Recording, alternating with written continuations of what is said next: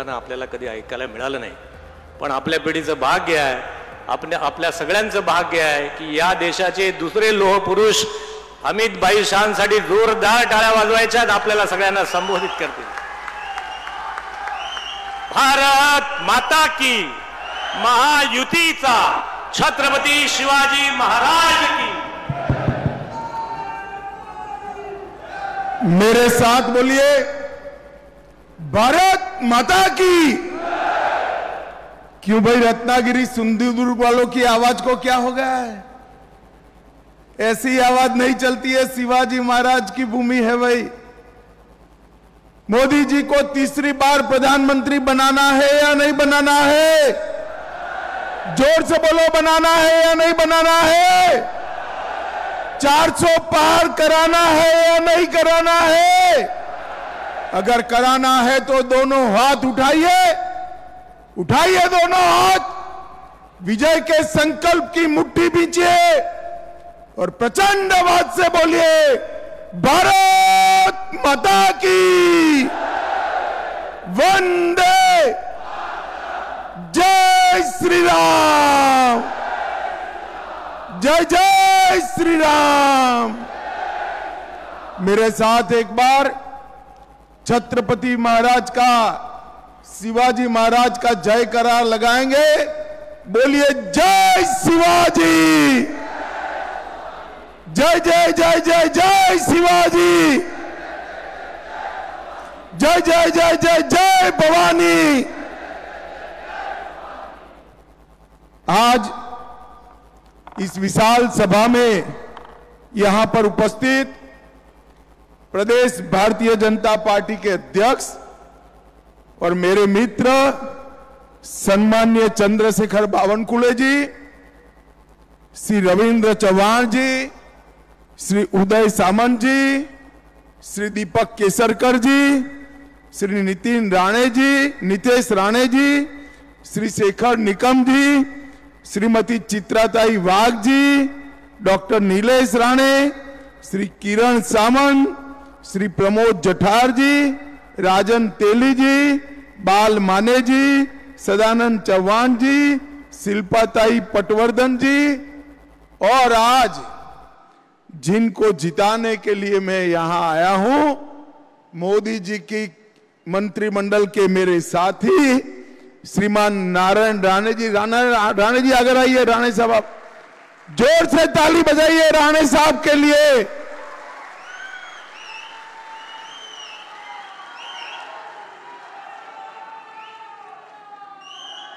और आज इस विशाल सभा में आए हुए प्यारे भाइयों, बहनों, माताओं और मेरे जिगर के टुकड़े जैसे युवा मित्रों, आप सभी को मेरा राम राम. मित्रों, मेरा सौभाग्य है कि आज कोंकण सिंधुदुर्ग की इस भूमि पर, रत्नागिरी सिंधुदुर्ग की इस भूमि पर मैं आप लोगों के सामने खड़ा हूं. ऐतिहासिक सिंधुदुर्ग किला जो आज भी पूरी दुनिया को हिंदवी स्वराज की याद दिलाता है, वो यहीं पर स्थित है. यहीं पर से शिवाजी महाराज ने न केवल दिल्ली तक, दिल्ली से बाहर भी पूरे समंदर को हिंदुत्व की स्थापना के लिए वर्चस्व लाने का काम शिवाजी महाराज ने किया था. भाइयों बहनों, ये रत्नागिरी तिलक महाराज का भी जन्मभूमि है. लोकमान्य बाल गंगाधर तिलक जी ने शिवाजी के बाद पहली बार कहा कि स्वराज मेरा जन्मसिद्ध अधिकार है, और अंग्रेजों को ललकारने का काम तिलक महाराज ने किया. यही भूमि है जहां 2 साल वीर सावरकर ने जेल में बिताए और उसके बाद में 13 साल तक रत्नागिरी में रहकर हिंदुत्व की अलग सावरकर जी जगाते रहे. और यही भूमि है जहां दो भारत रत्न बाहर आए हैं, श्री पीवी काणे और धोंडो केशव कर्वे जी। ये दोनों ने भारत में इस भूमि को बहुत सम्मान दिलाने का काम किया है। भाइयों बहनों, मैं आज रत्नागिरी सिंधुदुर्ग में आया हूं, तब मैं इतना कहना चाहता हूं कि आज क्या ये नकली सेना के अध्यक्ष उद्धव ठाकरे वीर सावरकर जी का नाम अपने भाषण में लेने का हिम्मत कर सकते हैं क्या? बोलिए, कर सकते हैं क्या? अगर सावरकर का नाम लेने से शर्म आती है तो काय की शिवसेना के अध्यक्ष उद्धव जी आप नकली शिवसेना चला रहे हो? असली शिवसेना एकनाथ शिंदे के साथ। भाई और बहनों, ये चुनाव जो है मोदी जी को तीसरी बार प्रधानमंत्री बनाने का चुनाव। श्रीमान राणे के सामने कमल के निशान पर आप बटन दबाएंगे और राणे जी को वोट दोगे, एक एक वोट मोदी जी को तीसरी बार प्रधानमंत्री बनाने का काम है। भाई और बहनों, मोदी जी को तीसरी बार प्रधानमंत्री बनाने का मतलब है देश को समृद्ध करना। मोदी जी 10 साल से मनमोहन सिंह 11वें नंबर पे हमारे अर्थतंत्र को छोड़कर गए थे, मोदी जी 5वें नंबर पर लाए। मैं आज एक मोदी गारंटी बताकर जाता हूं, आप तीसरी बार प्रधानमंत्री बना दो, भारत के अर्थतंत्र को संसार में तीसरे नंबर पर मिले। भाइयों बहनों, मोदी जी को प्रधानमंत्री बनाने का मतलब है देश को सुरक्षित बनाना। मुझे बताओ रत्नागिरी सिंधुदुर्ग वालों, ये कश्मीर जो है हमारा है या नहीं है? जोर से बोलो, है या नहीं है? कश्मीर हमारा है, मगर एक खड़गे साहब कहते हैं राजस्थान और महाराष्ट्र वालों का कश्मीर से क्या लेन देन।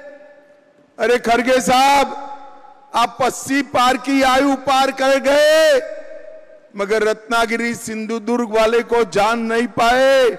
रत्नागिरी सिंधुदुर्ग का बच्चा बच्चा कश्मीर के लिए अपनी जान दे सकता है, जान दे सकता।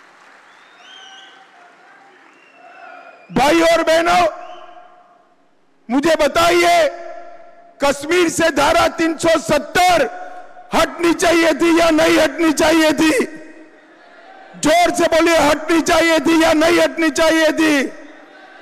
70 साल से इस Sharad Pawar and company, Congress and company, जिनकी गोदी में उद्धव जी बैठे हैं, वो 70 साल से धारा 370 को एक अनाथ बच्चे की तरह गोद में बिठाकर खिलाते थे। आपने मोदी जी को दूसरी बार प्रधानमंत्री बनाया। 5 अगस्त 2019 को मोदी जी ने धारा 370 को समाप्त कर दिया और कश्मीर हमेशा के लिए भारत के साथ। उस वक्त मैं उद्धव जी को पूछना चाहता हूं, आप जिनके साथ मुख्यमंत्री बनने के लिए जिनकी चरण में पड़े, जिनके पैर में पड़े, वो कांग्रेस पार्टी और शरद पवार क्या कर रहे थे? वो कांग्रेस पार्टी और शरद पवार धारा 370 हटाने का विरोध कर रहे थे। भाई और बहनों, राहुल बाबा पार्लियामेंट में खड़े हुए और उन्होंने कहा 370 मत हटाइए। मैंने कहा क्यों ना हटाए? तो उन्होंने कहा कश्मीर में खून की नदियां बह जाएगी। अरे राहुल बाबा, 5 साल हो गए, खून की नदियां छोड़ो, किसी की कंकर चलाने की हिम्मत नहीं है, कंकर चलाने। ये नरेंद्र मोदी सरकार है। कश्मीर के अंदर लाल चौक पर जाना दुष्कर था, आज लाल चौक पर कृष्ण जन्माष्टमी का जुलूस आन बान और शान के साथ निकल रहा है। भाई और बहनों, मैं आज उद्धव जी को पूछना चाहता हूं, उद्धव जी, देश की जनता के सामने, बाला साहब के अनुयायियों के सामने स्पष्ट कर दो, आपको मुख्यमंत्री पद चाहिए या धारा 370 के संरक्षक कांग्रेस और एनसीपी?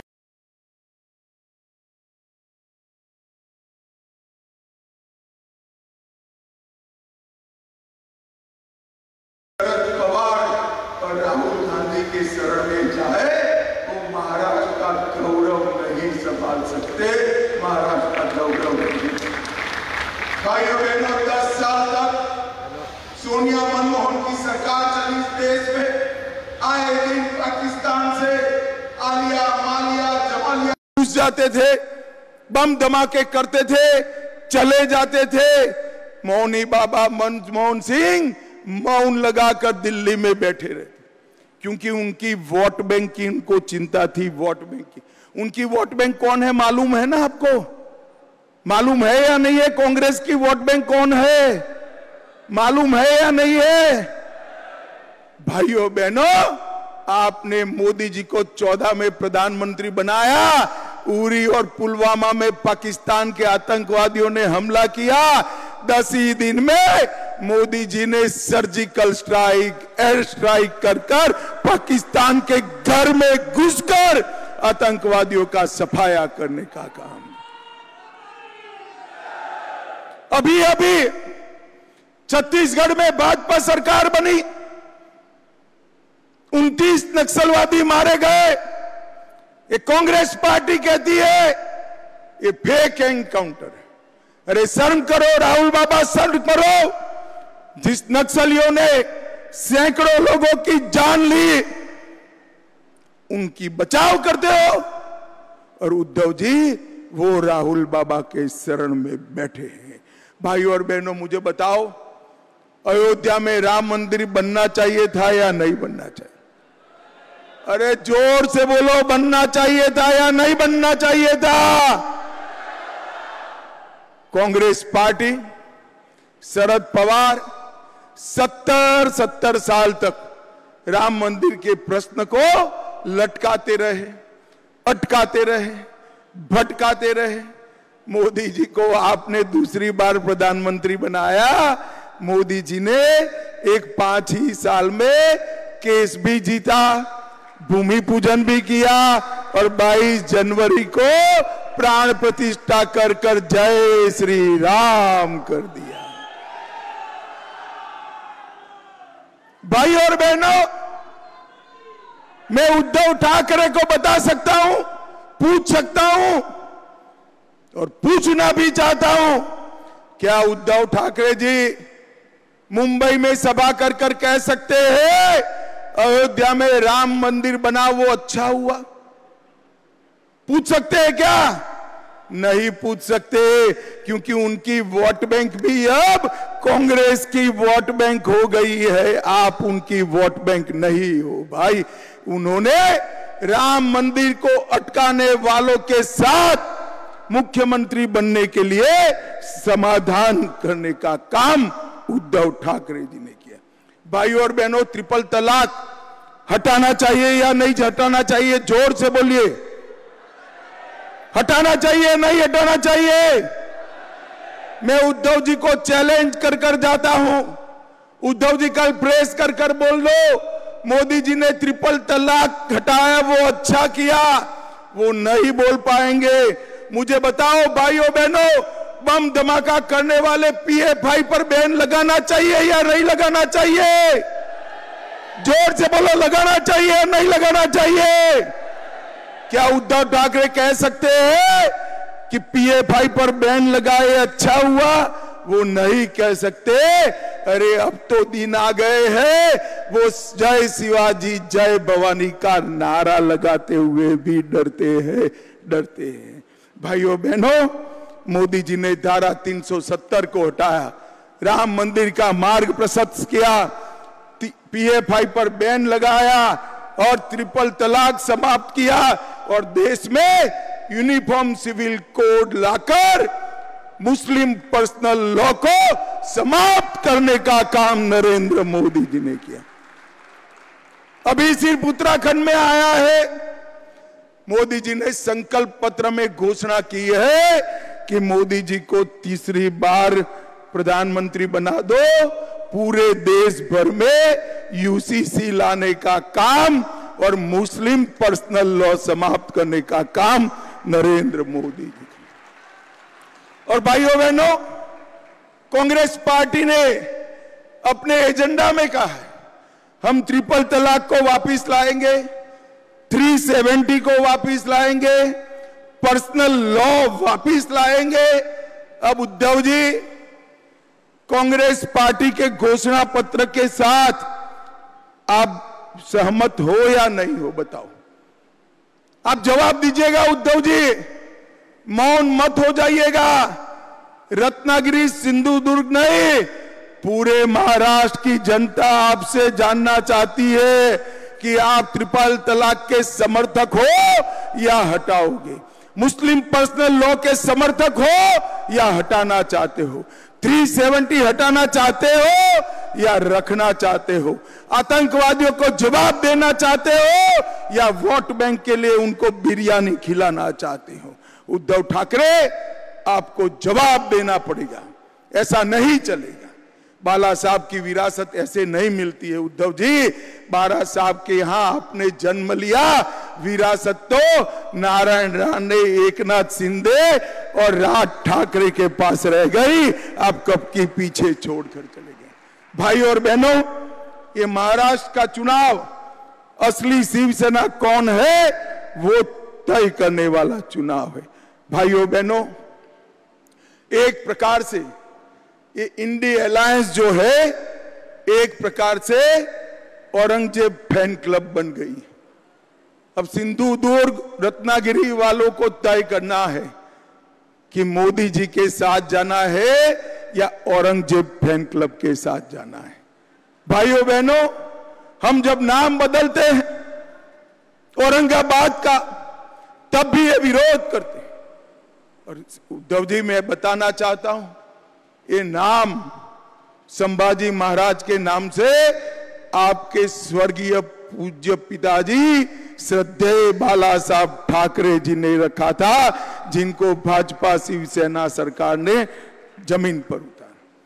भाइयों बहनों, मोदी जी ने ये 10 साल के अंदर गरीबों के कल्याण के लिए ढेर सारे काम किए। मोदी जी ने 60 करोड़ से ज्यादा गरीबों को प्रति व्यक्ति प्रति माह 5 किलो अनाज फ्री ऑफ कॉस्ट देने का काम किया। मोदी जी ने 14 करोड़ शौचालय गरीब माताओं के घर में बनाए। मोदी जी ने 11 करोड़ गरीब माताओं को गैस का सिलेंडर दिया, 3 करोड़ गरीबों को घर दिया और इसके साथ साथ 60 करोड़ लोगों को 5 लाख तक का पूरा स्वास्थ्य का खर्चा मुफ्त में देने का काम नरेंद्र मोदी जी ने किया। और मुझे बताओ सिंधुदुर्ग रत्नागिरी वालों, कोरोना के दोनों टीका आपको लगे हैं या नहीं लगे हैं? हाथ ऊपर कर बताओ, लगे हैं या नहीं लगे हैं? किसी को 25 पैसा भी देना पड़ा है क्या? मोदी जी ने 130 करोड़ लोगों को कॉफी पिलाकर, मुफ्त में 2 टीके लगाकर देश को कोरोना से सुरक्षित करने का काम हमारे नेता नरेंद्र मोदी ने किया। और भाई और बहनों, उस वक्त राहुल बाबा क्या कहते थे? राहुल बाबा कहते थे टीका मत लगाइयो, ये मोदी टीका है। ये तो अच्छा है कि रत्नागिरी सिंधुदुर्ग वाले उनकी सुनते नहीं है, देश में कोई सुनता नहीं है। सबने जाकर टीका लगा दिया। जब उन्होंने देखा सारे लोग लगाए, एक दिन अंधेरे में बहन प्रियंका को लेकर वो भी चुपचाप टीका लगाकर आ गए। अरे राहुल बाबा, कोरोना जैसी महामारी में राजनीति करते हो, शर्म आनी चाहिए, शर्म आनी चाहिए। और उद्धव जी उस वक्त शरद पवार और राहुल के समर्थन से मुख्यमंत्री थे। कोरोना की खिचड़ी खाने का पाप उद्धव ठाकरे के साथियों ने किया है। मित्रों, कोरोना की खिचड़ी में गबन करने का, भ्रष्टाचार करने का काम इन्होंने किया है। मोदी जी ने कोंकण रेलवे का पूरा इलेक्ट्रिफिकेशन करने का काम किया। सिंधुदुर्ग जिले में हवाई उड़ान शुरू हो चुकी है। वंदे भारत ट्रेन कोंकण के लोगों को मिल चुकी है। 12 स्टेशन नए बनाने की शुरुआत हो चुकी है। एनडीए की सरकार ने काजू बोर्ड बनाकर काजू के खेती करने वाले किसानों के लिए एक बहुत बड़ा फैसला लिया है। और आपके जो आम है ना रत्नागिरी वालों, आपके आम के लिए भी अलग से आम का बोर्ड बनाने का काम भी बहुत जल्दी पूरा होने वाला है। 12,000 से ज्यादा घर सिर्फ रत्नागिरी में बनाए। 11 लाख किसानों को किसान सम्मान निधि दिया। सिंधुदुर्ग में 3 लाख परिवारों को आयुष्मान भारत का फायदा मिला। 84,000 घरों में नल से जल पहुंचा। और उज्ज्वला योजना में 1,51,000 माताओं को गैस का सिलेंडर देने का काम नरेंद्र मोदी सरकार ने किया। और मित्रों, मैं मत्स्य पालन करने वाले भाइयों को भी कहना चाहता हूं, 121 करोड़ का प्रोजेक्ट रत्नागिरी डिस्ट्रिक्ट में फिशरीज हार्बर बनाकर अपने मछुआरा भाइयों के लिए बहुत बड़ा काम नरेंद्र मोदी सरकार ने।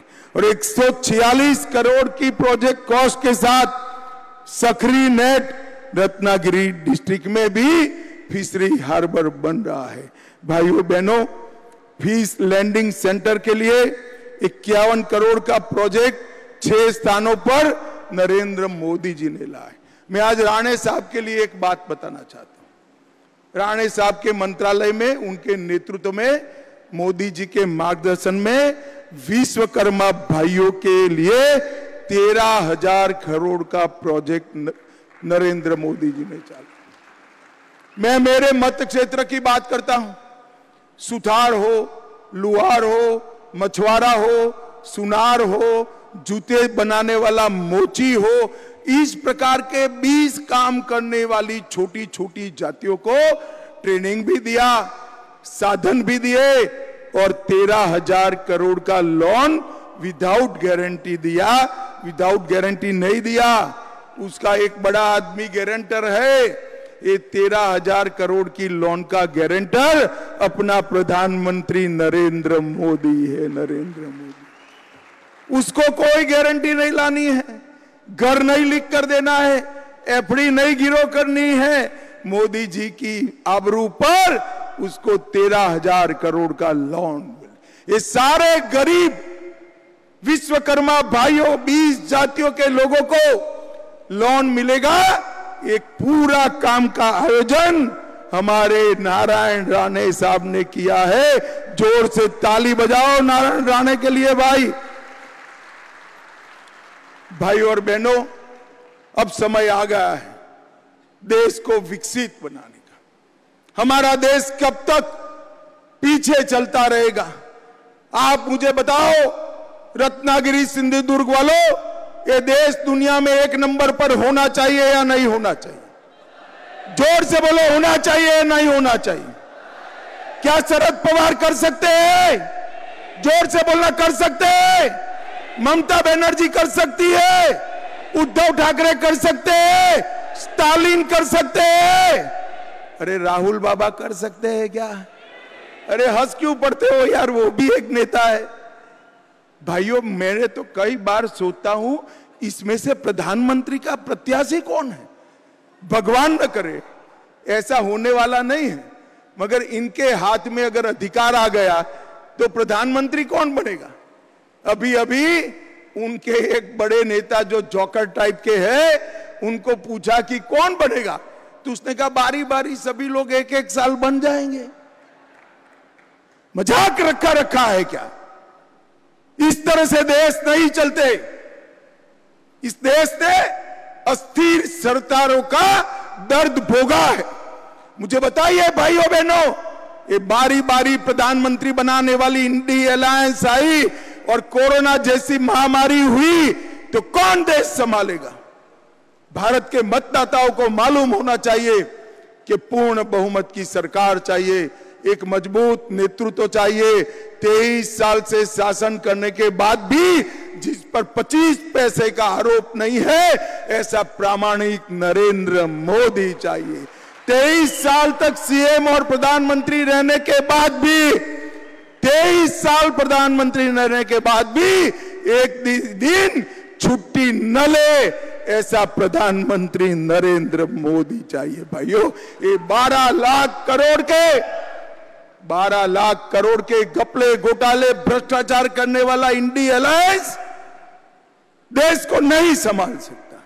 थोड़ी गर्मी बढ़ते ही थाईलैंड में छुट्टी मनाने जाने वाले राहुल गांधी देश को नहीं संभाल सकते। मित्रों, मैं आज आपको विश्वास के साथ कहने आया हूं, इस देश को नंबर 1 पर कोई ले जा सकते हैं तो मेरे और आपके नेता नरेंद्र मोदी ले जा सकते।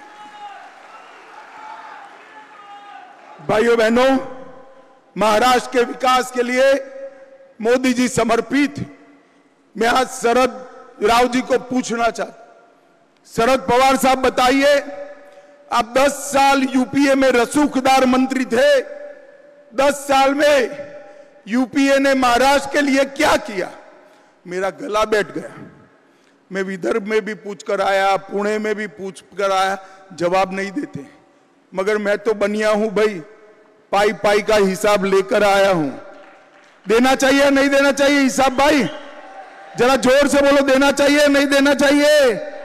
इन लोगों ने 10 साल में सिर्फ महाराष्ट्र को 1,91,000 करोड़ दिया था। कितना दिया था? 1,91,000 करोड़। मोदी जी ने ये 10 साल में 10,80,000 करोड़ रुपया देने का काम। ढेर सारे इंफ्रास्ट्रक्चर के प्रोजेक्ट मोदी जी ने महाराष्ट्र में दिए हैं। और मैं आपको बताना चाहता हूं, हमारे देवेंद्र फडणवीस ने इन्वेस्टमेंट में भारत में महाराष्ट्र को नंबर 1 बनाने का काम किया है। नंबर 1 बने। माताओं, भाइयों, बहनों, ये लोग देश का विकास नहीं कर सकते, महाराष्ट्र का विकास नहीं कर सकते, देश को सुरक्षित नहीं रख सकते, देश को एक नहीं रख सकते, देश की समस्याओं का समाधान नहीं कर सकते, हिंदुओं के सम्मान के लिए ये कुछ नहीं कर सकते।